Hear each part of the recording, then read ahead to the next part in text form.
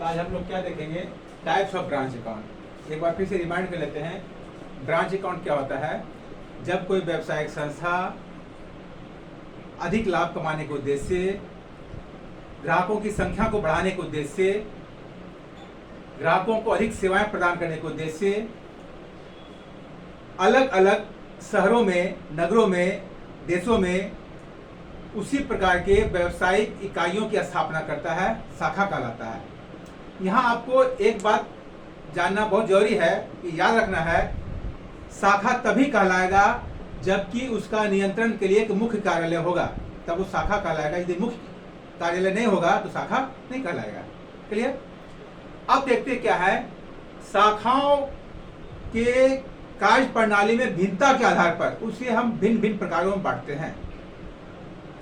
हर एक शाखा का कुछ कार्य प्रणाली, उद्देश्य, तरीका अलग अलग होता है, जिसके आधार पर उसको हम विभिन्न प्रकार में बांट रहे हैं। तो फर्स्ट ऑफ ऑल क्या देखते हैं, टाइप्स ऑफ ब्रांच अकाउंट, यानी कि शाखाओं के प्रकार। इसको फर्स्ट ऑफ ऑल दो प्रकार में बांटे। एक क्या है, इनलैंड ब्रांच, दूसरा फॉरेन ब्रांच। इनलैंड ब्रांच इसको हम देसी शाखा कहेंगे, फॉरेन ब्रांच विदेशी शाखा।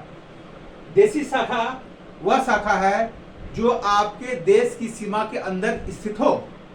That branch which is situated inside of territorial area of your country known as inland branch, and that branch which is situated outside of territorial area of your country known as foreign branch. It means वह शाखा जो विदेशों में आपके देश की सीमा के बाहर स्थापित किया गया हो, विदेशी शाखा कहलाता है।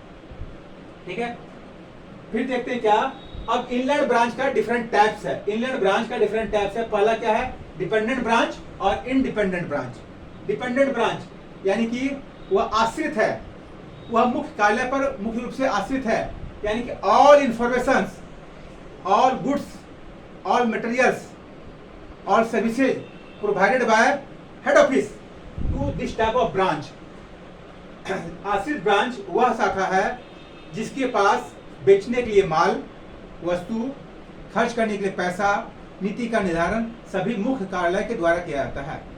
मुख्य कार्यालय के निर्देशानुसार वह पूरी तरह से कार्य करता है, वह क्या कहलाता है, डिपेंडेंट ब्रांच। और जो ब्रांच खुद से निर्णय ले सकती है, ब्रांच तो है लेकिन खुद से निर्णय ले सकती है, वह अपने ढंग से डिसीजन लेती है, वह से हम इंडिपेंडेंट ब्रांच कहते हैं। वह हेड ऑफिस के अंडर तो रहती है लेकिन पूरी तरह से नियंत्रण में नहीं होता है, वह एज पर रिक्वायरमेंट, जरूरत के आधार पर वह अपने से भी निर्णय लेती है, उसे इंडिपेंडेंट कहते हैं। अब फिर देखते हैं, डिपेंडेंट ब्रांच का भी डिफरेंट टाइप्स होता है। कॉस्ट प्राइस, ये क्या है, डिपेंडेंट ब्रांच को हम दो टाइप्स में बांट रहे हैं। किसके आधार पर, हेड ऑफिस के द्वारा, मुख्य कार्यालय के द्वारा जो ब्रांच के पास वस्तुएं भेजी गई है बेचने के लिए, वो किस रूप में, कॉस्ट प्राइस के आधार पर, लागत मूल्य पर। एक क्या है, इनवॉइस प्राइस, यानी कि वह बिक्री मूल्य पर। कॉस्ट प्राइस मतलब क्या होगा, जितना लागत है इस बात की स्पष्ट जानकारी ब्रांच को मिल जाता है कि भाई इतना रुपया इसका लागत है, अब दिए गए निर्देशानुसार उसमें प्रॉफिट को जोड़ करके वो बेचेगी। जबकि इनवॉइस प्राइस में क्या होता है, यहाँ पर लागत की जानकारी नहीं होती है, जितना उस पर मूल्य को निर्धारित कर दिया जाता है उसी मूल्य पर बेचना होता है।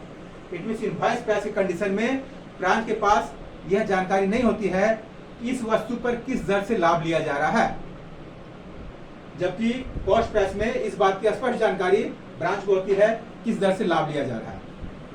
अब कॉस्ट प्राइस के आधार पर हम दो प्रकार में बांटते हैं। क्या, पहला, only cash sales. It means that type of branch which sell only cash, यानी वह शाखा जो सिर्फ और सिर्फ नगद बेचने का कार्य करती है, क्या कहलाता है, ओनली कैश सेल। जबकि वह शाखा जो नगद और उधार दोनों प्रकार के बिक्री करती है, वह cash and credit sale. Clear? यानी कॉस्ट प्राइस के आधार पर हम फिर शाखाओं को दो प्रकार में बांटे, only cash cell and cash and credit sale both. ठीक उसी प्रकार से इनवॉइस प्राइस, ये क्या है, इनवॉइस प्राइस के आधार पर भी हम शाखा को दो प्रकार में बांटते हैं। ओनली कैश सेल जो सिर्फ और सिर्फ नगद बेचने कार्य करती है, दूसरा क्या है, कैश एंड क्रेडिट सेल जो नगद उधार दोनों प्रकार से बेचती है। इस प्रकार से हम देखते हैं क्या, शाखा खाता को इतने विभिन्न प्रकारों में बांटकर दर्शा सकते हैं। ये थ्योरेटिकल रूप से बहुत इंपॉर्टेंट होता है, ऑब्जेक्टिव में भी आपको इंपॉर्टेंट होता है। इस प्रकार से आप इसको देखेंगे तो आसानी से आप इसको कवर कर सकते हैं।